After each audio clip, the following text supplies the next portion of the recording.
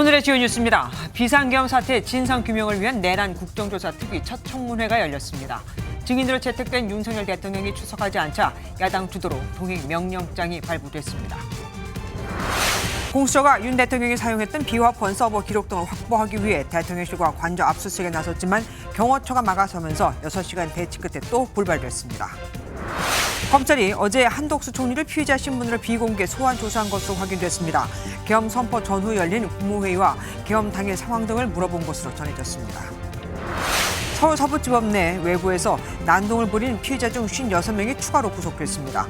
앞서 구속된 2명까지 법원 난동에 연루된 58명의 신병이 확보됐습니다.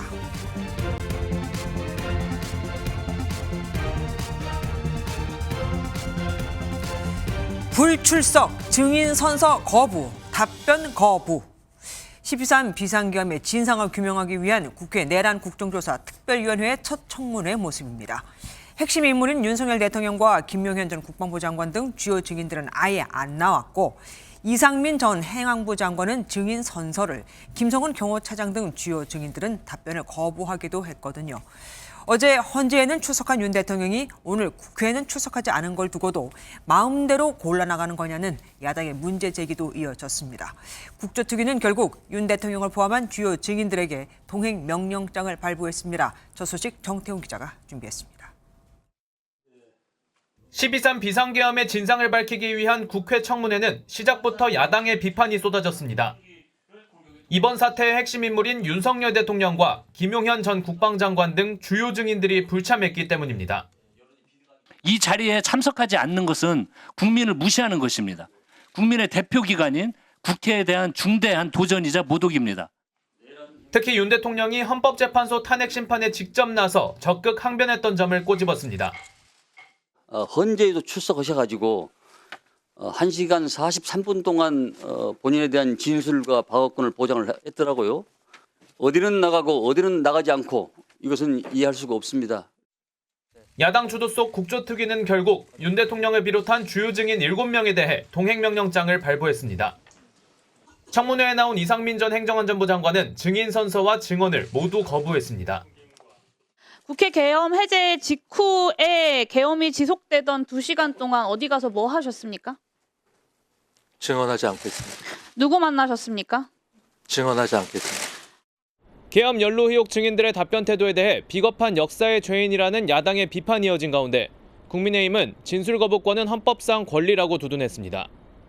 MBN 뉴스 정태용입니다. 정치인들을 체포하라는 지시를 받았다는데도 또 2차, 3차 계엄을 선포할 수 있다는 말을 들었다는 증언이 나왔는데도 윤석열 대통령은 그런 지시를 말을 한 적도 없다고 하고 있죠. 오늘 청문회에서 야당은 이 부분을 집중적으로 파고들었습니다. 홍장원 전 국정원 1차장은 대통령으로부터 국회의원 체포와 관련한 지시를 직접 들었다고 오늘 또 재차 강조했습니다. 장가희 기자가 보도합니다. 홍장원 전 국정원 1차장은 윤 대통령의 체포 지시를 직접 들었다고 언급했습니다. 이번에 다 잡아들여서 싹 다 정리해라 라고 말씀하셨습니다.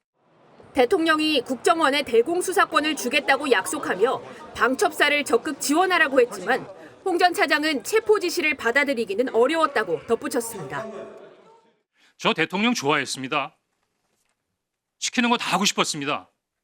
근데 그 명단을 보니까 그거는 안 되겠더라고요. 윤 대통령의 지시를 국정원장에게 보고했는지 여부에 대해서는 홍 전 차장과 조태용 국정원장이 또다시 진실 공방을 벌였습니다. 방첩사에서 한동훈과 이재명을 잡으러 다닙니다 라고 말씀드리니까 내일 아침에 얘기하자고 말씀하셨고, 원장인 저한테 보고했느냐, 저한테 보고하지 않았다는 말씀을 제 명예를 걸고 다시 한번 확인하겠습니다. 홍 전 차장 경질과 관련해서도 둘은 평행선을 달렸습니다. 홍 전 차장은 계엄 당시 대통령의 지시를 따르지 않아 경질당한 것으로 생각했다고 말했지만 조 원장은 대통령의 지시가 아닌 자신의 건의였다고 말했습니다. 홍 전 차장은 또 자신이 체포 지시 관련 사항을 한동훈 대표 등 정치인에게 알려준 것이냐는 의혹에 강력히 부인했습니다. MBN 뉴스 장가입니다. 도청, 감청, 통화 녹음 방지 프로그램이 깔린 보안 휴대전화. 관련 서버를 통해서만 당시 통화 여부를 확인할 수 있는 비화폰은 국무위원들과 군, 국정원, 외교 관련 직무 등 국가 기밀을 다루는 직책에 보급되는데 이와는 전혀 상관이 없는 김 여사에게까지 이 비화폰이 지급되다는 의혹이 제기됐습니다. 또한 경호처가 비화폰 서버 삭제 시도부터 대통령의 생일 파티를 위해 여경까지 불렀다는 의혹이 제기되면서 이쯤 되면 경호처가 아니라 연예 기획사라는 야유도 나왔습니다. 강영호 기자가 보도합니다. 당초 불출석 사유서를 제출했던 김성훈 대통령 경호처 차장은 청문회 직전 출석 의사를 밝히며 모습을 드러냈습니다. 윤석열 대통령의 비화폰 서버 삭제 지시 의혹과 관련해 자동 삭제되는 것이라 전혀 사실이 아니라고 부인한 가운데 김건희 여사에게도 비화폰을 제공했다는 의혹이 새롭게 제기됐습니다. S20 5G 모델 비화폰 한 대를 김건희 씨에게 지급했다라는 거고요. 맞습니까? 아닙니까? 확인해 드릴 수 없습니다. 그리고 이런 세세한 사항까지 제가 알 수도 없는 영역입니다. 경호처 직원들을 동원한 윤 대통령 생일 파티 논란에 대해서도 지적이 잇따랐는데 김 차장은 당연히 할 수 있다는 입장을 고수했습니다. 여경까지 또 불렀다는 제보가 있어요. 거기다 또 30만 원 줬대요. 아니 이거 뭐 진짜 기쁨조입니까? 경호처가 이런 행위를 했다면 그거는 이벤트 회사죠. 저희도 저희 직원 동원해서 기획하고 싶지 않았지만 그 기획사가 몇 억씩 들어간다고 하더라고요. 이와 관련해 여당에선 전직 대통령의 생일에도 비슷한 행사가 있었다고 경호처를 두둔하기도 했습니다. 이번 청문회에는 윤 대통령에 대한 체포영장 집행을 저지하라는 지시를 거부했던 경호부장들이 출석해 직무 배제 사실을 증언하기도 했습니다. MBN 뉴스 강영호입니다. 고위공직자범죄수사처 공수처가 또다시 대통령실과 관저에 대한 압수수색에 들어갔습니다. 윤 대통령이 사용했던 비화폰 서버 기록 등을 확보하기 위해서인데 하지만 이번에도 경호처가 계속 막아서면서 압수수색은 불발로 끝나버렸습니다. 대통령은 없지만 또 다른 경호 대상자인 김건희 여사가 있다 이겁니다. 최희지 기자가 보도합니다. 공수처 수사 인력들은 오전 10시 30분쯤 공수처를 빠져나와 대통령실로 향했습니다. 대통령실과 한남동 관저 압수수색에 나서기 위해서입니다. 윤 대통령이 공수처 수사에 계속 불응하자 직접 증거 확보에 나선 걸로 풀이됩니다. 공수처가 압수수색을 통해 확보하려는 물증은 계엄 당일 현장 지휘관들과 통화했다고 알려진 비화폰 서버 기록과 대통령실 내 PC 등 전산 장비가 포함됩니다. 하지만 경호처에 가로막혔고 장시간 대치 끝에 불발됐습니다. 압수수색 시도에 나선 후 5시간 20분 만입니다. 김성훈 경호처 차장은 국회 국정조사 특별위원회에 출석해 압수수색 허가는 어렵다는 취지의 입장을 밝히기도 했습니다. 진실을 밝히기 위해서 이 부분에 대해서 좀 승인을 해주시지 그래요? 관련 법률에 따라 판단할 겁니다. 그리고 저희 경호 대상자는 명부인님도 경호 대상자입니다. 대통령 경호처는 그동안 군사상 비밀 장소에 대한 압수와 수색의 제한 조항인 형사소송법 110조 등을 근거로 경찰에 4차례에 걸친 삼청동 안가나 대통령실 등에 대한 압수수색을 불허해 왔습니다. MBN 뉴스 최희지입니다. 공수처가 강제 구인을 시도하고 있지만 윤석열 대통령은 꿈쩍도 하지 않고 있습니다. 오늘 대통령 구속 이후 3번째 강제 구인 역시 실패했거든요. 공수처에 나가 있는 최지 기자 연결해 보겠습니다. 현주 기자, 공수처가 윤 대통령 강제 구인에 또 실패했다고요? 네, 그렇습니다.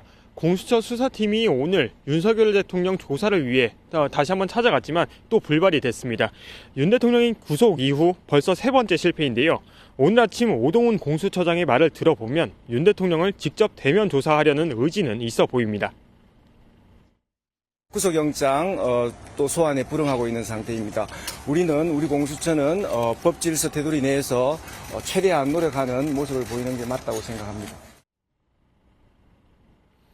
어제 윤 대통령이 탄핵 심판 이후 병원에 방문할 계획을 알고 있었느냐는 질문에는 숨바꼭질 비슷하게 됐다며 병원까지 찾아가는 건 인권 차원에서 맞지 않다고 생각해 구치소에서 기다렸다고 말하기도 했습니다. 강제 구인에 계속 실패하면서 공수처는 방문 조사라도 해야 한다는 입장인 걸로 전해지는데요. 꼭 강제 구인이 아니더라도 어떻게든 대면 조사를 해야 한다는 겁니다. 예, 윤 대통령 측에서 계속 거부하면 대면 조사 자체가 어려울 것 같은데 방문 조사는 어떻습니까? 가능성이 있을까요? 네. 공수처는 어제 서울구치소에 조사실을 마련해달라는 취지의 요청을 보낸 것으로 알려졌습니다. 이 같은 요청에 따라 조사실 준비는 끝난 것으로 알려졌는데요. 하지만 윤 대통령이 공수처의 수사를 모두 거부하고 있어 방문조사가 이뤄질지도 불투명합니다. 방문조사 역시 윤 대통령이 구금된 공간에서 조사실로 이동을 해야 하는데 이걸 강제할 방법이 없기 때문입니다. 윤 대통령 측은 입장문을 통해 공수처가 불법 수사, 인권 침해를 하고 있다며 수사에 협조할 의지가 없음을 다시 한번 강조했습니다. 대면 조사가 실패로 끝날 가능성이 높아지면서 공수처가 검찰로 사건을 빨리 넘길 수 있다는 관측도 나옵니다. 공수처와 검찰은 송부 시점과 방식 등에 대한 협의를 진행하고 있습니다. 지금까지 공수처에서 MBN 뉴스 현주호입니다. 공수처 수사 상황 좀 더 자세히 짚어보겠습니다. 사회부 법조팀 박기원 기자와 함께합니다. 어서 오십시오. 공수처 오늘도 압수수색 강제구인, 그러니까 전부 다 실패한 겁니까? 예, 맞습니다. 앞선 리포트에서 전해드렸듯이 오늘도 전부 불발됐습니다. 윤석열 대통령의 강제구인의 경우 사흘째 계속 실패했는데 공수처의 수사 역량에 대한 질타의 목소리가 커지고 있습니다. 오늘 국회 국조특위에서도 지적이 나왔는데요. 안규백 위원장이 김성훈 경호차장에게 압수수색에 협조하라는 취지의 발언을 하자 곽규택 국민의힘 의원이 반발했습니다. 압수수색을 동네방네 알리고 하는 게 이해가 가지 않는다며 공수처를 강하게 비판했습니다. 직접 한번 들어보시죠. 공수처에서 수사 역량도 부족하지만 무슨 쇼를 하듯이 수사한다는 것에 대해서 도저히 이해가 안 됩니다. 쇼핑하듯이 수사를 한다. 이거 굉장히 강한 표현 아니겠습니까? 공수처가 실제로 보여주기를 위한 의도로 수사를 한다. 이렇게 봐도 됩니까? 사실 공수처가 지금 계속해서 거듭해서 실패를 이어가고 있기 때문에 일부 시각에서는 이런 해석을 내놓을 수도 있는 것 같습니다. 하지만 그래도 공수처 입장에서는 법원에서 적법하게 구속영장을 발부받았고 당연히 수사를 위한 노력을 해야 하는 상황입니다. 일단 윤 대통령이 조사를 거부하고 있기 때문에 비상계엄 당시 사용했던 비화폰과 계엄 관련 회의록 확보가 반드시 필요한 상황입니다. 이 때문에 압수수색을 시도한 것으로 보이는데요. 성공 여부를 떠나서 이러한 시도를 쇼잉으로만 치부하기에는 무리가 있는 것 같습니다. 공수처의 수사력에 놀라게 된 게 사실 이번이 처음은 아니잖아요. 예, 맞습니다. 이전 체포영장 집행 때부터 논란이 계속되고 있는데요. 논란이 본격화됐습니다. 1차 체포영장 집행 때 안일하게 준비했다가 경호처에 막혀 실패하고 돌아왔었죠. 오동훈 공수처장이 경호처가 그 정도로 저항할 줄 몰랐다라는 취지의 발언을 하면서 비난을 받기도 했습니다.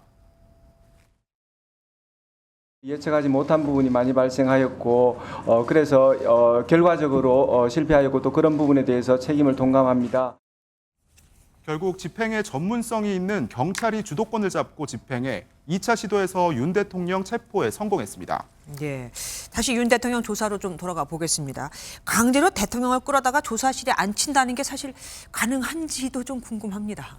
예, 공수처 입장에서는 2013년에 있었던 대법원 판례를 근거로 법적으로는 문제가 없다고 얘기하고 있습니다. 실제로 여러 법조계 인사들에게 물어보니 구속영장으로 강제구인을 하는 게 법리적으로 가능은 하다는 분위기였습니다. 하지만 윤 대통령이 현직 대통령 신분이고 경호 문제도 있기 때문에 일반 피의자처럼 물리력을 동원해 강제구인할 수 있을지는 아직 미지수입니다. 네, 법적으로는 뭐 문제 없다 뭐 이겁니다. 그런데 윤 대통령이 계속 진술을 거부하면 그러면은 이렇게 데려다가 조사한다는 게 실효성이 없는 거 아닙니까? 예, 사실 실효성 문제도 계속해서 나오고 있는데요. 윤 대통령이 계속 묵비권을 행사하고 있기 때문입니다.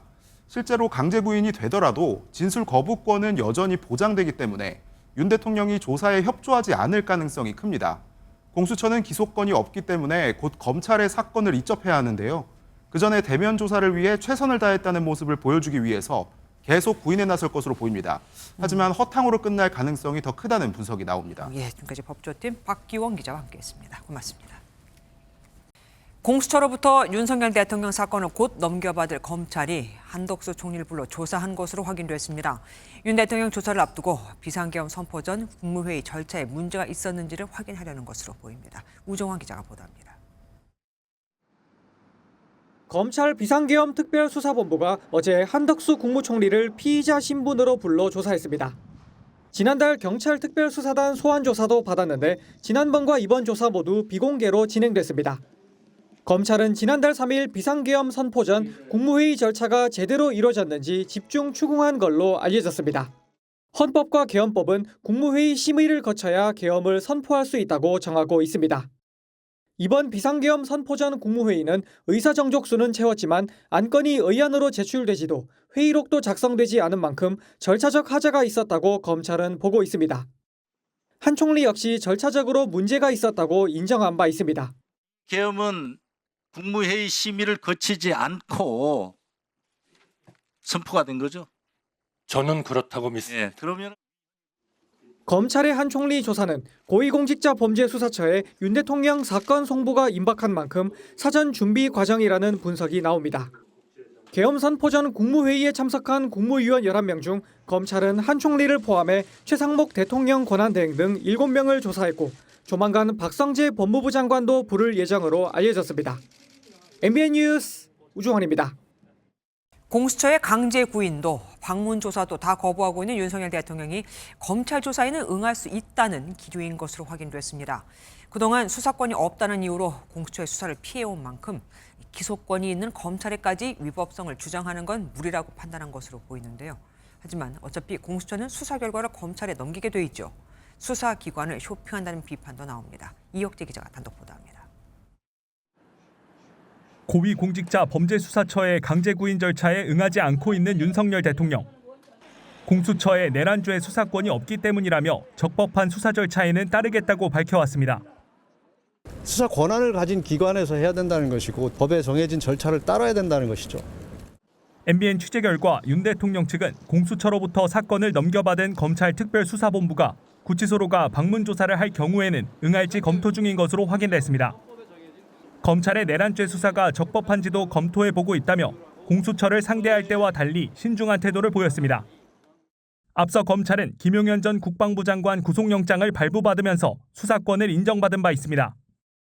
당시 법원은 조지호 경찰청장 등 경찰 공무원의 혐의가 담겨있는 만큼 검찰의 수사권이 있다고 판단했습니다. 검찰의 기소권이 윤 대통령 측에게 부담으로 작용한 것도 변호인단 판단에 영향을 주고 있는 것으로 보입니다.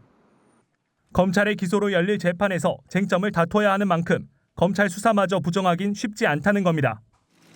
검찰도 박근혜 전 대통령 전례를 고려해 방문 조사를 하는 방안에 무게를 두고 있는 것으로 확인됐습니다. 다만 윤 대통령이 수사권을 빌미로 연이어 수사기관을 선택하는 듯한 모습을 보이면서 수사기관 쇼핑이라는 비판을 피하긴 어려워 보입니다. MBN 뉴스 이혁재입니다. 포고령 1호는 김용현 전 장관이 잘못 베낀 거다. 무슨 소리냐? 잘못 적지 않았고 대통령이 직접 전체적으로 검토를 했다. 내일부터는 윤석열 대통령 탄핵 심판을 진행 중인 헌법재판소가 증인 신문에 들어가는데 김용현 전 국방부 장관이 그 첫 번째, 그러니까 시작입니다. 양측이 이렇게 다른 말을 해왔는데 어떻게 나올지 궁금하죠? 이시열 기자가 보도합니다. 김용현 전 국방부 장관이 내일 윤석열 대통령 탄핵 심판 4차 변론에 증인으로 출석합니다. 윤 대통령 측과 국회 측은 김 전 장관에게 책임 공방이 일었던 포고령 1호의 작성 경위에 대해 집중 신문할 것으로 보입니다. 앞서 윤 대통령 측은 김 전 장관이 베껴온 포고령 1호 문구의 잘못을 부주의로 간과했다며 작성 책임을 김 전 장관에게 돌렸습니다. 김용현 장관이 계엄령 선례를 참고하여 작성하였던 것으로 기억하고 있고 피청구인이 그에 대하여 검토하면서 하지만 김 전 장관 측은 전체적 검토는 대통령이 했다며 책임을 부인해왔습니다. 정치 활동의 금지에 대한 내용을 담고 있었기 때문에 그 점에 대해서 어떤 착오도 없었던 것 같습니다. 다음 달 4일에는 홍장원 전 국정원 1차장도 증인으로 출석합니다. 오늘 열린 내란 국조특위에서도 홍 전 차장이 윤 대통령으로부터 정치인들을 싹 다 정리하라는 지시를 받았다는 증언을 한 만큼 윤 대통령과 공방을 직접 벌일 가능성도 있습니다. 이외에도 곽종근, 이진우, 여인영, 계엄사령관 3인방 등을 포함해 총 8명의 증인이 헌재에 차례대로 출석할 예정입니다. 내일도 윤 대통령이 헌재 출석을 예고한 만큼 증인들과의 직접 대질이 이뤄질지 관심이 쏠립니다. MBN 뉴스 이시열입니다. 앞서 국회는 최상목 대통령 권한대행이 마은혁 헌법재판관 후보자를 임명하지 않아 국회의 권한이 침해됐다며 헌법재판소에 권한쟁의 심판을 청구했었죠. 오늘이 변론길이었습니다. 재판관은 최 권한대행 측에 당시 국회에서 여야 합의가 있었지 않느냐며 따져 묻기도 했습니다. 뭐가 합의냐 이겁니다. 강세영 기자입니다. 헌법재판소가 최상목 대통령 권한대행이 마은혁 헌법재판관 후보자를 임명하지 않은 것이 부적절했는지에 대한 판단에 들어갔습니다. 권한쟁의 심판에 나선 국회 측은 최상목 권한대행의 임명 거부로 국회의 권한이 침해됐다고 주장했습니다. 헌법재판관 공백 상태를 지속하도록 만든 이 사건 임명 부작위는 국회의 권한을 침해한 것임을 분명히 해주셨으면 합니다. 반면 최 대행 측은 재판관 임명은 대통령의 의무가 아니라고 주장했습니다. 국회가 선출한 재판관 후보자를 헌재 재판관으로 임명해야 할 헌법상 법률상 자미 의무가 있다고 볼 수는 없습니다. 앞서 최 권한대행은 지난해 12월 31일 재판관 후보 3명 중 40여 후보자에 대해 여야 합의가 확인되면 즉시 임명하겠다며 보류했습니다. 하지만 김영두 재판관은 여당 1인 야당 2인 추천 공문을 보여주며 당시 여야 합의가 있었던 게 아니냐고 꼬집었습니다. 공문이 나갔으면 그 부분은 합의가 된 걸로 이제 확인이 되는 건데 재판부의 문제 제기에 최 대행 측은 여야 합의가 재판관 선출의 법적 요건은 아니다면서도 여야 합의가 되지 않아 선출 절차에 문제가 있다는 식의 앞뒤가 맞지 않는 주장을 하기도 했습니다. 헌재가 이번 변론을 끝으로 선고기일을 통지하겠다고 밝힌 만큼 헌재 9인 재판관 체제가 완성될 수 있을지 관심이 쏠립니다. MBN 뉴스 강찬입니다. 윤석열 대통령에게 구속영장이 발부된 지난 19일 새벽 3시경 서울 서부지법에 침입해 건물 외벽과 내부 집기를 파손하는 등 난동을 부린 피해자 56명이 무더기로 구속됐습니다. 법원 7층 판사실의 출입문을 부수고 침입한 40대 남성 역시 긴급 체포돼 구속영장이 신청됐습니다. 장덕진 기자입니다. 윤석열 대통령이 구속된 뒤 서울 서부지법에 모였던 지지자들이 곳곳에서 난동을 부립니다. 급기야 경찰들에게 달려들고 일대는 아수라장이 됩니다. 법원 후문을 통해 진입한 이들은 유리문을 산산조각 냈고 다른 사람에게 위층으로 올라오라고 부추기기도 합니다.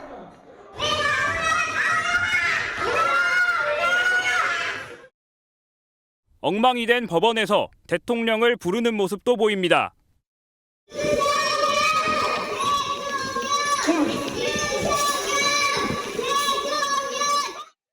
결국 현행범으로 90명이 체포됐는데 이들 가운데 58명이 어제 법원에 출석해 구속영장 심사를 받았습니다. 법원은 도주와 증거인멸 우려가 없는 2명을 제외하고 56명을 구속했습니다. 앞서 지난 20일에 구속된 2명까지 법원 난동에 연루된 58명의 신병이 확보됐습니다. 경찰은 체증 영상 등을 통해 가담자들을 추적하고 있어 피의자는 더 늘어날 수 있습니다. 경찰은 이곳 서부지법 7층 판사실에 출입문을 부수고 침입한 40대 남성도 지난 20일 긴급 체포해 구속영장을 신청한 상황입니다. 경찰은 난동을 부린 피의자들의 범행 동기와 이들을 부추긴 배후 세력이 있는지도 조사할 방침입니다.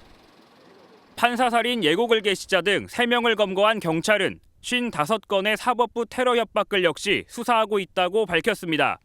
MBN 뉴스 장덕진입니다. 국민의힘은 이재명 대표가 6대 시중은행장과 간담회를 한 것을 두고 이미 대통령이 된 것처럼 행동을 하고 있다고 비판했습니다. 한덕수 총리도 정치권이 금융기관을 만나는 건 신중해야 한다고 했죠. 역시 이 대표를 겨냥한 겁니다. 조희로 기자가 보도합니다. 국민의힘은 이재명 대표가 6대 시중은행장을 만난 것을 두고 이 대표가 마치 대통령이 된 듯한 행동을 한다고 지적했습니다. 잘못하면 과거의 관치금융으로 회귀할 수 있다며 야당 주도의 관치금융은 없어야 한다고 우려했습니다. 이재명 대표가 6대 시중은행장들 불러서 만난 것도 이런 것도 다 오만의 발로라고 저는 생각합니다. 한덕수 총리도 이에 호응하며 정치 행위를 금융에 넣기 시작하면 금융은 제대로 발전할 수 없다고 강조했습니다. 금융은 산업의 혈액으로 중요한 분야면서 동시에 자율성을 가져야 한다고 언급했습니다. 저는 전적으로 동감하고요. 어느 나라 정부도 특히 정치권의 고위직이 그 금융기관을 직접 만나서 요청을 하는 것은 상당히 신중해야 된다. 6대 시중은행장을 만나 간담회를 가진 이 대표를 겨냥한 겁니다. 그러면서 다른 나라들도 금융의 자율성을 광범위하게 인정한다고 덧붙였습니다. 이 대표는 지난 8일에도 기재부, 한국은행과 외환시장 점검 간담회를 열어 이례적이라는 평가를 받은 바 있습니다. 시중은행장을 불러 모아 군기 잡는 대통령 행세라는 여당의 비판에 대해 민주당은 정치권이 금융기관에 어떤 도움을 줄 수 있는지 듣는 자리라고 선을 그었습니다. MBN 뉴스 조희로입니다. 이런저런 비판에도 이재명 더불어민주당 대표는 관련 행보를 계속 이어갔습니다. 오늘은 조셉 윤 주한 미국 대사 대리를 만났거든요. 트럼프 2기 행정부 출범 이후 첫 접견인데 이 대표는 미국의 대외 정책과 발을 맞출 것이라며 거듭 한미 동행을 강조했습니다. 반미 인식을 없애려는 것으로 보입니다. 이승민 기자입니다. 조셉 윤 대사 대리를 만난 이재명 대표는 한미 관계가 더욱더 돈독하게 될 것이라고 강조했습니다. 한미 동맹을 더욱더 강화 발전시키고 또 자유민주 진영의 일원으로서 그 책임을 더 확고하게 나가야 된다는 생각. 조셉 윤 대사 대리도 한국어로 친근감을 나타냈습니다. 이렇게 저를 웰컴해 주셔서 감사합니다. 이재명 대표는 특히 계엄 사태 후 국내 혼란과 관련해 우방 동맹국인 미국이 보낸 민주주의에 대한 지지와 확신에 감사한다고 말했습니다. 미국의 새로운 대외 정책에 발맞춰 동북아의 안정과 세계 평화를 위해서도 함께 노력하자고 덧붙였는데 조셉 윤 대사 대리도 이에 화답했습니다. South Korea will overcome and emerge stronger. I have no doubt about that. And so I look forward to working with the government, working with the National Assembly. 최근 의원 82명이 한미동맹 지지 결의안을 발의하는 등 민주당은 연일 한미 관계의 중요성을 강조하고 있습니다. MBN 뉴스 이승민입니다. 이재명 더불어민주당 대표의 공직선거법 위반 항소심 첫 재판은 내일 열리죠. 그런데 이 대표 변호인이 재판 시작을 앞두고 여러 명의 증인을 대거 채택해달라고 요청하는 것으로 나타났습니다. 반면 국민의힘은 재판 지연 꼼수를 막겠다며 TF까지 꾸린 상태죠. 신속한 재판을 해달라며 재판부에 증인 채택을 최소화해달라는 탄원서를 제출한 것으로 확인됐습니다. 김도현 기자가 단독 보도합니다. 지난해 국민의힘은 이재명 더불어민주당 대표의 재판 지연을 막겠다며 TF를 꾸렸습니다. 당시 국민의힘은 이 대표의 재판을 기일마다 살피며 증인 신청 남발이 있는지를 적시에 알리겠다고 밝혔습니다. TF를 국민의힘 법률위원회에서 꾸려서 철저히 모니터링하고 재판 절차가 왜곡되는 것을 막겠다. 지난 17일 이재명 대표 변호인은 공직선거법 위반 2심 재판을 앞두고 7건의 증인 신청서를 재판부에 제출한 것으로 나타났습니다.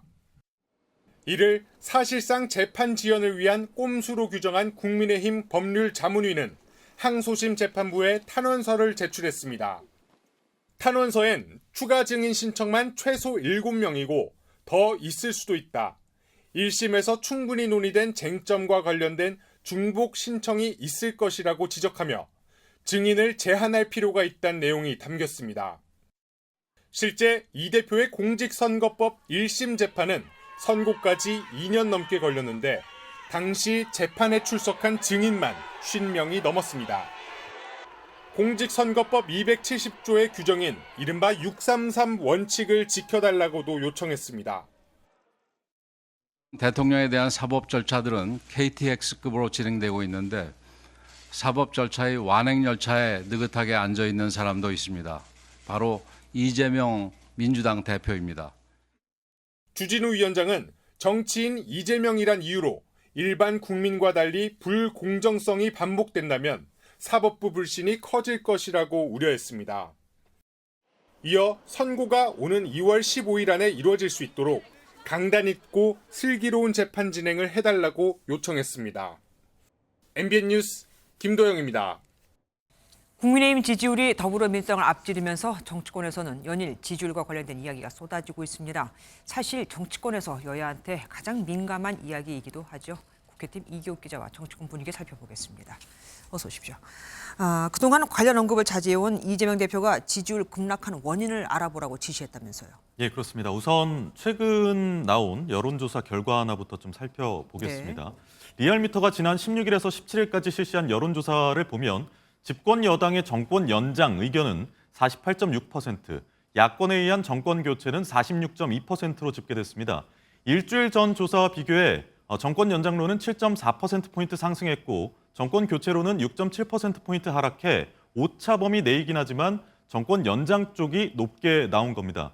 이재명 대표가 최근 당 지도부를 향해 지지율 하락의 원인을 진단하라고 지시한 배경이라고 할 수 있습니다. 네. 당 핵심 관계자는 설에 온 가족이 둘러 모이면 내 생각이 잘못됐나, 뭔가 큰 변화가 있는 건가 고민할 것이라며 여론조사 결과가 민심에 미칠 영향을 우려했는데요. 이 대표의 진단 지시에도 이런 시기적인 고려가 깔렸을 걸로 보입니다. 밥상 민심 중요하죠. 그런데 민주당은 이미 이른바 여론조사 검증 특위 뭐 이런 것도 만들지 않았습니까? 예, 그렇습니다. 만들었는데요. 이 여론조사 특위는 일부 여론조사에서 보수 과표집 현상을 확인했다고 밝혔습니다. 들어보시죠. 네. 그런 보수 과표집이 확실하게 드러나는 경우들이 좀 있습니다. 보수 쪽이 훨씬 더 많은 샘플로 표본이 모아져서 과잉 대표되는 경향이. 이재명 대표는 여론조사 결과에 대해서 겸허하게 직시하고 받아들여야 한다는 입장인 것으로 전해졌지만 당내 특위 활동을 통해서 바로잡을 건 바로잡겠다는 의지가 읽힙니다. 국민의힘은 민주당의 여조특위 활동에 대해서 국민 여론을 통제하려는 시도라고 연일 비판을 쏟아내고 있습니다. 당 지지율이 이렇게 주춤하는 사이에 비명계들의 목소리도 점차 커지고 있습니다. 예, 비명계 목소리 커지고 있는데 그중에서도 야권 잠룡으로서 말을 아껴온 김동연 경기도지사도 입을 열었습니다. SNS에 민생회복 지원금은 전국민 지원 방식이 아니라 선별 지원이 더 효과적이라는 글을 올렸는데요. 사실상 이재명 대표가 주장하는 전국민 지역화폐 25만 원 보편 지원에 반대 의견을 피력한 겁니다. 김동연 지사 측 관계자는 MBN에 이재명 대표를 향해서 한 말이 맞다면서 이 대표에 대한 견제구성 발언임을 인정했습니다. 딱 이런 시점에 이재명 대표가 내일 신년 기자회견을 한다면서요. 예, 기자회견 한답니다. 내일 오전 10시에 한다고 하는데요. 신년 기자회견을 예고하면서 이재명 대표가 어떤 얘기를 할지 주목됩니다만 아마도 윤석열 대통령 구속과 서부지법 폭력 난입 사태 속에서 전국 안정 방안과 민생경제 대책을 주로 밝힐 걸로 보입니다. 기자들과의 질의응답도 예정돼 있는데요. 여론조사 추이에 대한 질문도 분명히 나올 걸로 예상이 됩니다. 네. 이 대표의 공식 기자회견은 윤석열 대통령 탄핵 소추안 국회 통과 직후였죠. 지난달 15일 이후에 37일 만에 이루어지게 됩니다. 반대로 예상보다 높은 지지율을 얻고 있는 국민의힘, 여기는 지금 상황이 어떻습니까? 네, 권영세 비상대책위원장이 오늘 당원들에게 당부를 했습니다. 겸손한 자세와 신중한 언행을 가질 것을 주문했는데요. 직접 들어보시죠. 근래 우리 국민의힘에 공감해 주시는 국민들이 늘고 있는 만큼 더욱더 공손한 자세, 겸손한 자세로. 예, 권 비대위원장은 국가적 위기에 여당으로서 최선을 다해야 한다면서 들으신 것처럼 밝혔습니다. 국민의힘이 지지율이 절대적인 국민의 신뢰를 보여주지 않는 걸 명심해야 한다면서 조심스러운 입장도 밝히고 있는데요. 당장 높게 나오는 지지율에 무조건 환영하기보다 표정 관리를 하는 모습입니다. 표정 관리 딱 맞는 표현인 것 같습니다. 지금까지 이교욱 기자와 함께했습니다. 이렇게 당과 자신의 지지율이 부진한 가운데 이재명 대표 실용주의 강화의 뜻을 밝혔습니다. 윤 정부의 슬로건도 얼마든지 좋다면 가져다 쓸 수 있다면서요. 당에서는 이 대표의 트레이드마크 중 하나인 지역화폐법을 재발의했는데 지역화폐에 국가 지원을 의무화하는 게 골자입니다. 이 대표는 지역화폐 확대로 멈춰버린 경제를 살릴 수 있다고 강조했습니다. 표선우 기자입니다. 이번 주 민주당 당대표실에는 다시 대한민국이라는 뒷걸개가 내걸렸습니다. 대통령실에도 걸린 윤석열 정부 슬로건이기도 한데 이재명 대표는 말은 죄가 없다며 실용주의를 강조했습니다. 쥐만 잘 잡으면 되지. 그게 흰 고양이든 까만 고양이든 회색 고양이든 무슨 상관이 있겠습니까? 이제는 탈이념, 탈진영의 실용주의로 완전하게 전환해야 됩니다. 또 비상계엄으로 멈춰버린 경제를 살리는 대안으로 지역화폐 예산 확대를 강조했습니다. 이에 발맞춰 당 차원에서는 지역화폐법을 재발의했습니다. 지난해 윤 대통령의 거부권 행사로 법안이 폐기된 지 4달여 만입니다. 지난 법안과 달리 지자체 재정 여건에 따라 보조금 규모를 감액할 수 있고 인구 감소 지역엔 보조금을 추가로 지급하는 방안이 새로 담겼습니다.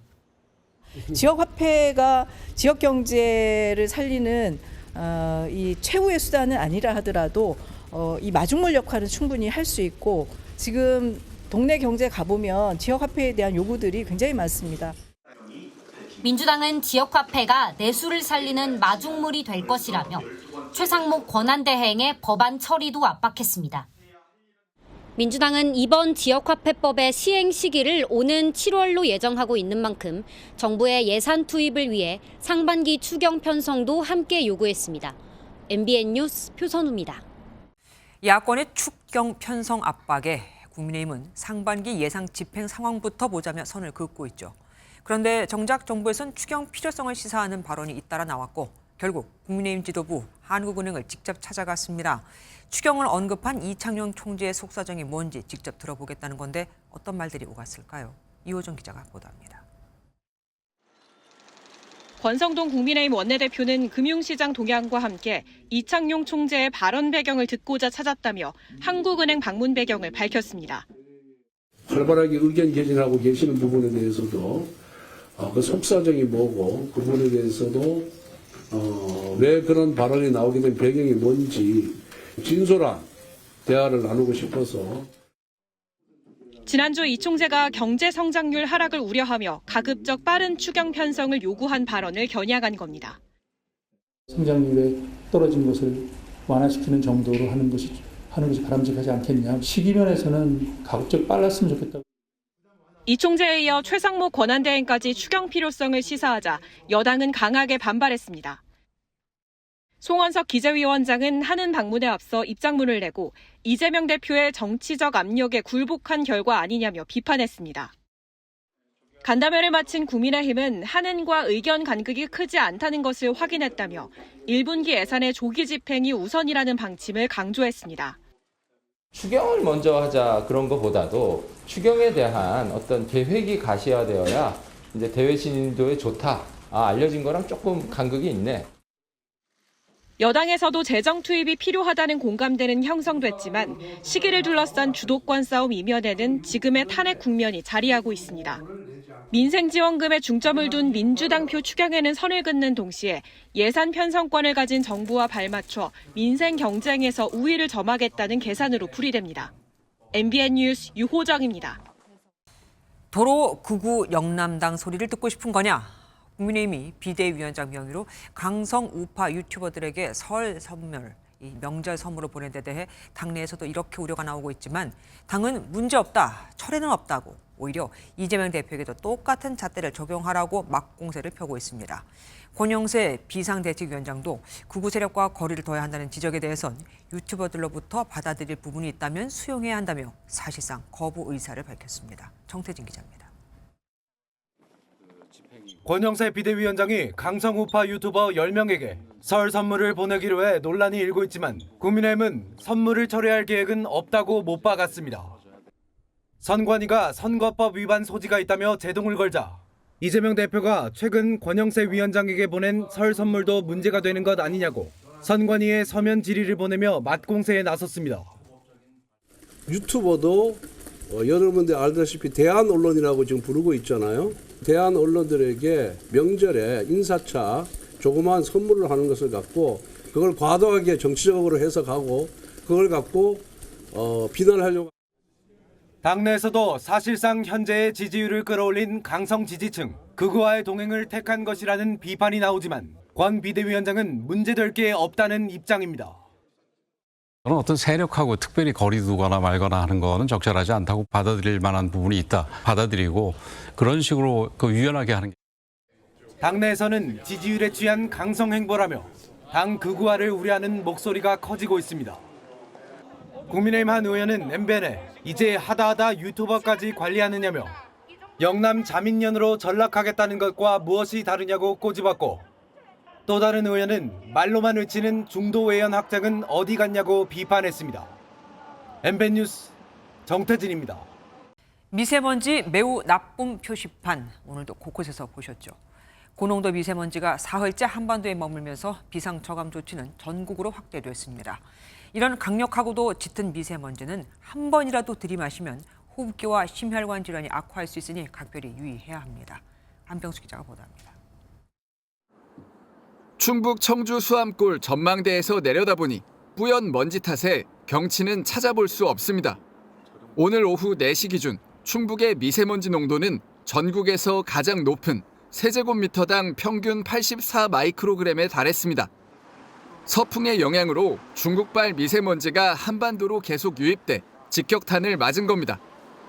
그래서 마스크 쓰고 나왔는데도 눈도 따갑고 목도 좀 칼칼하고 그러네요. 충북을 포함해 수도권과 중서부, 광주 등 9개 시도에 비상저감 조치가 발령될 만큼 한반도 전역이 먼지로 뒤덮인 하루였습니다. 동풍이 불어 미세먼지가 걷히는 주말까지는 미세먼지가 극심할 것으로 예상됩니다. 초미세먼지는 이 머리카락 굵기의 30분의 1 수준입니다. 이 호흡 한 번만으로도 폐로 깊숙이 침투해 이 각종 질병을 유발할 수 있어 이 보건용 마스크를 꼭 착용하셔야 합니다. 실제 미세먼지가 세제곱미터당 10 마이크로그램 증가하면 호흡기와 심혈관 질환 환자가 크게 늘어납니다. 장기적으로는 폐암도 유발한다고 알려져 있습니다. 미세먼지가 있는 날은 한 10분 정도씩 2시간에 한 번이라도 환기를 해주시고 가급적 외출을 자제하고 실내에 있더라도 물걸레질로 먼지를 자주 닦아내는 게 피해를 막는 요령입니다. MBN 뉴스 안병수입니다. 무한 제주항공 여객기 참사 뒤 MBN은 다른 7개 공항에서도 로컬라이저 콘크리트 둔덕이 있다고 보도해드렸었는데 정부가 이 둔덕들을 손보기로 했습니다. 또 여객기가 활주로를 벗어나면 급제동을 할 수 있는 이마스 시스템 도입도 검토하기로 했습니다. 바닥이 울퉁불퉁해서 제동 거리를 짧게 해주는 장치입니다. 고정수 기자입니다. 179명이 숨지는 대형 참사를 키운 요인으론 방위각 시설에 놓여있던 2m 높이의 콘크리트 둔덕이 꼽힙니다. 조사 결과 무안공항뿐 아니라 다른 6개 공항에도 같은 콘크리트 둔덕이 있었습니다. 개선 명령 등 필요한 조치를 즉시 취하고 공항시설은 개선 방안을 조속히 마련해서 연내 완료될 수 있도록 최선을 다하겠습니다. 정부는 우선 방위각 시설을 받치는 콘크리트를 흙으로 완만하게 덮어 지하에 숨기거나 아예 없앨 방침입니다. 방위각 시설은 부러지기 쉬운 구조로 바꿉니다. 방위각 시설 기초대는 지면 아래 설치되어야 하며 불가피한 경우더라도 지면이 7.5cm 이상 돌출되지 않아야 합니다. 여객기 오버런에 대비한 종단 안전구역도 국제 기준에 맞춰 240m까지 확보하도록 고치기로 했습니다. 확보가 어렵다면 안전구역 제동 시스템 이마스 도입을 검토할 방침입니다.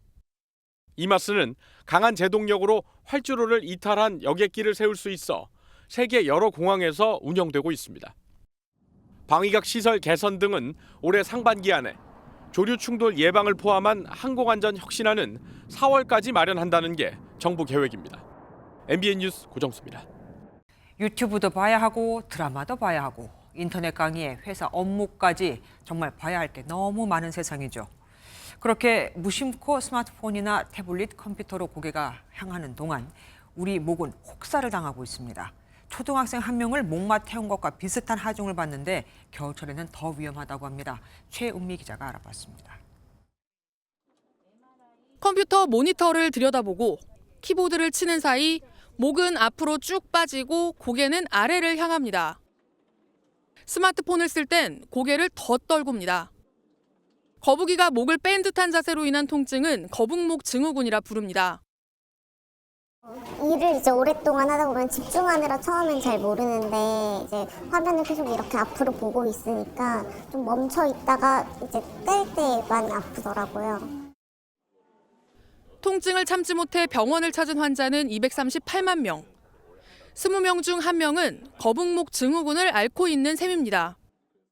목 연골이 망가지며 목 디스크는 물론 목과 연결된 척추까지 뒤틀릴 수 있습니다. 이렇게 바른 자세로 서 있을 때도 우리의 목은 5kg의 머리 무게를 감당해야 하는데요. 스마트폰을 보기 위해 고개를 숙였을 때 얼마만큼의 하중이 더해지는지 확인해 봤습니다. 15도 구부리면 12kg, 30도는 18kg, 60도는 무려 27kg의 무게를 목이 온전히 감당해야 합니다. 고개를 지탱하는데 이제 그 목하고 이제 사이에 있는 연골 디스크가 굉장히 이제 중요한 역할을 하는데 망가져서 퇴행성 변화가 와버리면 그게 이제 돌이키기는 굉장히 힘들어지는 거죠. 추위로 몸이 움츠러드는 겨울철에는 목과 어깨가 경직돼 더 악화할 수 있습니다. 전문가들은 바른 자세와 스트레칭이 유일한 방법이자 치료법이라며 얼마나 의지를 갖고 실천하느냐에 달렸다고 강조했습니다. MBN 뉴스 최은미입니다. 더 강해진 트럼프 정부가 내미는 청구서 더미에 전 세계가 그야말로 흔들거리고 있습니다. 우리에겐 조만간 방위비 인상 청구서가 날아올 것으로 예상되는데 트럼프는 한미연합훈련 중단이나 주한미군 철수라는 초강수 카드까지 꺼내들며 압박할 가능성도 있습니다. 바로 이 카드를 북한과의 대화에 또 활용하고요. 주진희 기자입니다. 트럼프 2기 정부에서 한국에 들이밀 청구서로 가장 유력시되는 건 바로 방위비입니다. 선거 때부터 트럼프 대통령이 공공연하게 말해왔기 때문입니다. If I were there now, they'd be paying us $10 billion a year. And you know what? They'd be happy to do it. It's a money machine, South Korea. 지난해 우리 정부는 이에 대비해 오는 2030년까지 적용되는 한미 방위비 협상을 미리 마무리했습니다. 협정 유효 기간은 5년이며 2026년 총액은 1조 5,192억 원이고 하지만 방위비 협상은 언제든 수정할 수 있는 행정 협상이라 전문가들은 재협상은 피할 수 없다고 보고 있습니다. 문제는 방위비 대폭 인상을 압박하기 위해 트럼프 대통령이 주한미군 철수 등의 카드를 협상의 지렛대로 활용할 가능성이 있다는 점입니다. 한국이 트럼프 행정부가 요구하는 형태로 양적인 지표를 맞추지 못한다고 한다면 최종적으로는 주한미군 철수라고 하는 극단적인 형태의 정책 선택조차도 일종의 협상의 지렛대로.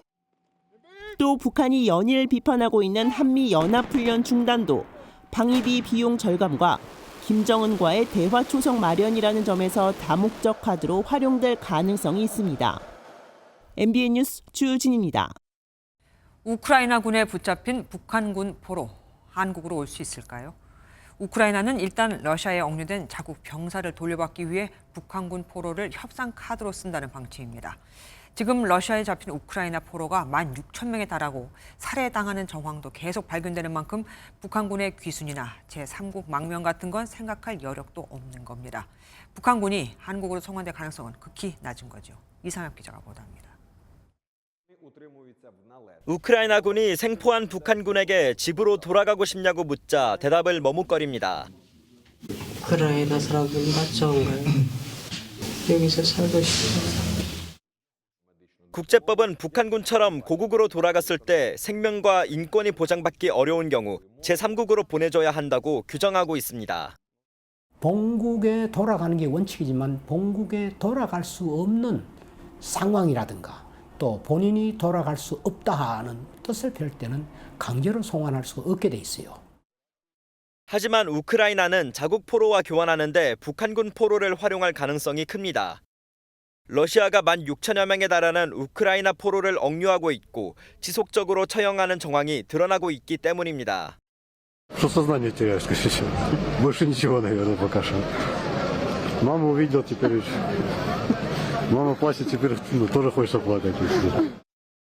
한국 정부가 개입해 북한 송환을 막거나 더 나아가 우리나라로 데려오는 방안도 있지만 러시아와 북한을 자극할 위험이 큽니다. 한국이 정말 이 포로들, 북한군 포로들을 적극적으로 수용하고 데려올 생각이 있다면 그만큼 우크라이나에 반대급부를 제공해야 될 겁니다. 정치적인 문제다라는 거죠. 전문가들은 북한군 포로가 우크라이나에 살 수 있도록 우크라이나 정부를 설득하는 게 현실적인 방안이라고 지적했습니다. MBN 뉴스 이상엽입니다. 튀르키예에선 스키장 호텔 화재로 최소 76명이 숨졌습니다. 성수기 방학을 맞아 호텔은 만실. 창문으로 뛰어내리는 필사의 탈출 시도까지 이어졌지만 호텔이 도심과 너무 멀리 떨어져 있어서 소방대가 도착하는 데만 1시간 이상이 걸리니 어쩔 수가 없었습니다. 김문영 기자가 보도합니다. 거대한 불길이 걷잡을 수 없이 치솟아 올라갑니다. 현지 시각 21일 튀르키예의 한 스키 리조트의 호텔을 시뻘건 화염이 통째로 집어삼켜 최소 76명이 숨지고 51명이 다쳤습니다. 희생자 2명은 절체절명의 위기 속에서 탈출하기 위해 창문 밖으로 뛰어내리다가 숨졌습니다. Bizim yapabildiğimiz biz gözümüzün önünde atladı bir kişi. Biz ona üzülüyoruz. Ya yapabileceğimizi yaptık ama elimizden gelen bu kadar.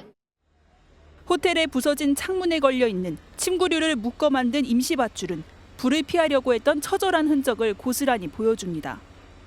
스키 성수기에 겨울방학까지 더해져 당시 호텔은 거의 만실이었던 것으로 전해졌습니다.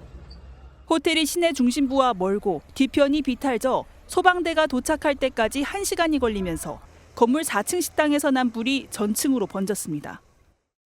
Su yetiştiremiyorduk insanlara. Ambulans çok geç geldi. İtfaiye çok geç geldi. İnsanlar ne yapacağını bilmiyordu. 결국 12시간 만에 불이 진압된 가운데 튀르키예 정부가 과거 호텔의 화재 안전 점검에 문제가 없었다고 주장한 반면 한 단체는 자동 스프링클러가 없었던 것으로 보인다며 규정 위반을 주장했습니다. 튀르키예 에르도안 대통령은 사고 원인을 규명하기 위한 철저한 진상조사를 주문했습니다. Olayın tüm yönleriyle aydınlatılması ve sorumlulardan hesap sorulması için gereken her türlü adım atılmaktadır. 튀르키예 정부는 희생자를 기리며 현지 시각 22일을 국가 애도의 날로 지정했습니다. MBN 뉴스 김문영입니다. 한국 시장에서도 화재가 잇따라 발생했습니다. 설 대목을 앞두고 물건을 잔뜩 갖다 놨는데 말이죠. 호남 최대 규모인 광주 양동시장에서는 상인들이 화재를 초기에 진압해 큰 불로 이어질 뻔한 위기를 막기도 했습니다. 강세훈 기자가 취재했습니다. 새벽 시간 시장 점포에서 불이 타오르기 시작합니다. 불은 옆 점포로 빠르게 번져갑니다.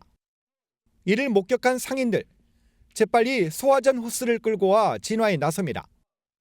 신고를 받고 출동한 소방대원들까지 합세 불은 30분 만에 꺼졌습니다.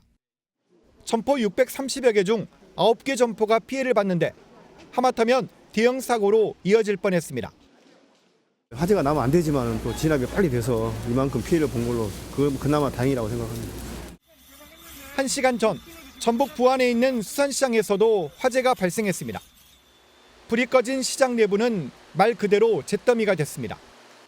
다행히 인명피해는 없었지만 26개 점포가 불에 타거나 그을은 피해를 봤습니다. 불이 난 시장은 바다 바로 앞에 위치해 있는데요. 화재 당시 강한 바람이 불면서 불이 확대된 것으로 알려졌습니다.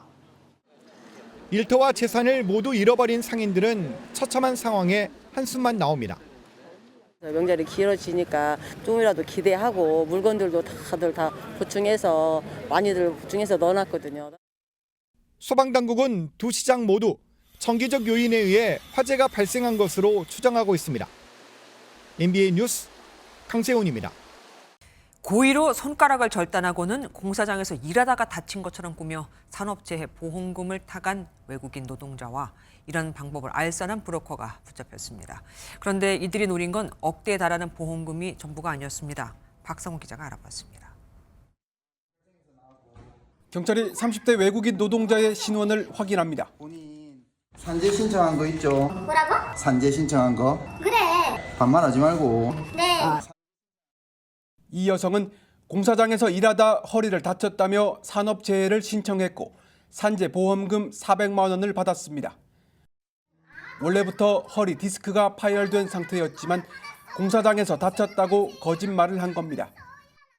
또 다른 외국인 노동자는 일부러 자신의 손가락을 절단하고 1,500만 원의 산업재해 보험금을 타갔습니다. 모두 가짜 사업장을 낸 브로커와 짠 자해범들입니다. 외국인들에게 손을 안 자를 거냐고 다그치며 일을 꾸민 브로커는 보험금이 들어오면 30% 정도를 수수료로 챙겼습니다. 이들이 노린 건 보험금 돈이 전부가 아닙니다.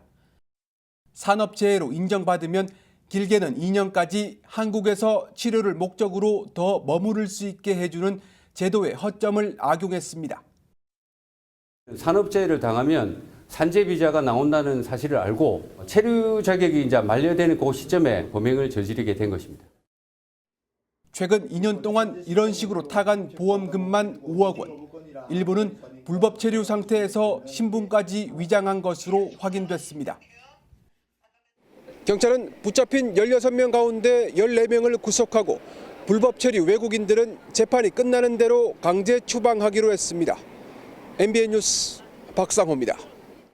경기가 어렵다는데 마트 매출이 늘고 있습니다. 그런데 속을 들여다보면 좋아할 수만은 없습니다. 고가의 선물 세트가 아니라 김이나 견과류 같은 저가 구성이나 1+1 같은 기획 상품이 많이 팔린 덕이거든요. 어려운 가운데 지갑을 짜내고 짜내 저가의 선물로 집중이 된 겁니다. 신용수 기자가 취재했습니다. 설을 일주일 앞두고 선물 세트 판매가 한창인 서울의 한 대형마트. 하지만 불경기에 선물 사기가 다소 부담스럽다는 고객들이 적지 않습니다.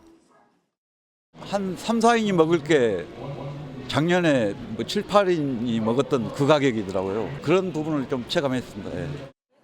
경기 침체는 설 선물 세트 구매 성향에도 영향을 미쳤습니다. 생선이나 건강기능식품 등 전통적인 선물의 매출은 줄어든 반면 견과류, 김 같은 저가 상품으로 구성된 선물 세트는 급속 성장했습니다. 여러 개를 사면 한 개를 더 주는 이른바 N+1 기획 상품도 늘고 있는데 실제 한 대형마트는 지난 설보다 10%가량 늘려 판매하고 있습니다. 업계에선 저가 제품 구성과 공격적인 프로모션에 힘입어 선물 세트 매출이 지난 설보다 오히려 늘었다는 입장입니다. 전문가들은 불경기 속 얼어붙은 소비 심리를 공략하기 위한 전략이라고 평가합니다. 무조건 싸다고 구매하는 게 아니라 그 제품의 구성이나 뭐 이런 것들이 선물하기에도 좋고 받는 사람도 좋아할 것이다. 그러한 이제 판단이 섰을 때 구매한다. 장기 불황에 쉽게 열리지 않는 지갑 공략을 위해 유통업계는 저가를 키워드로 돌파구를 마련하고 있습니다. MBN 뉴스 신용수입니다. 스포츠 뉴스입니다. 프로야구 10개 구단이 겨울잠에서 깨어나 새 시즌 준비를 위한 기지개를 켰습니다. 각오를 다지며 한 해 농사를 결정할 약속의 땅 스프링 캠프로 줄줄이 떠났는데요. 신영빈 기자가 현장 취재했습니다. 동도 트지 않은 시간, 새벽같이 공항을 메운 하나 팬들의 카메라가 바삐 움직입니다. 스프링 캠프에 합류하는 신인들이 10개 구단 중 가장 먼저 출국하는 독수리 군단에 기운을 불어넣습니다. 후배들과 미리 해외에서 몸을 만들고 호리호리한 새싹 황준서의 체중 증량 프로젝트까지 가동한 류현진은 가을 야구가 간절합니다. 생각보다 잘 안 찌더라고요. 네, 많이 먹였어요. 올 시즌에는 작년 초반처럼이 아닌 시즌 끝까지 그런 분위기를 갈 수 있도록 열심히 잘 준비하겠습니다. 비슷한 시각 괌으로 떠난 지난해 준우승팀 삼성에선 엄청나게 근육량을 늘린 김영웅이 눈에 띕니다. 올해는 한국 시리즈 히어로가 되겠다는 포부를 품었습니다. 우승이라는 문턱까지 딱 한 발자국만 남았다고 생각하기 때문에 그냥 열심히 잘 준비해서 다 같이 잘해서 우승했으면 좋겠는 마음가짐으로. 지난해 우승팀 기아는 출국길 발걸음이 가볍습니다. 정의선 회장의 특급 지원 아래 선수단 전원이 비즈니스석을 타고 캘리포니아로 향하기 때문입니다.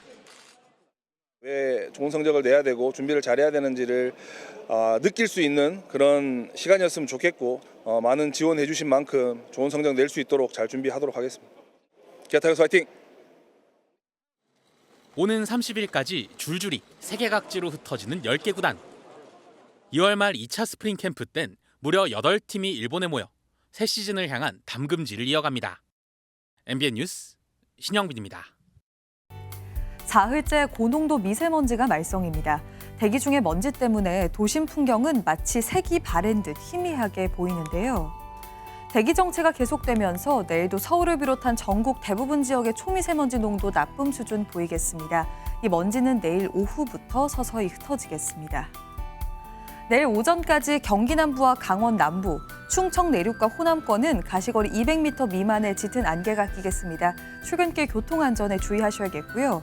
또 동해안 지역은 내일도 건조한 날씨가 계속되겠습니다. 내일은 전국이 대체로 맑겠습니다. 중부지방 아침 기온은 서울이 영하 2도로 오늘보다는 낮겠지만 낮 기온은 서울과 춘천 7도, 대전은 9도로 오늘과 비슷하겠습니다.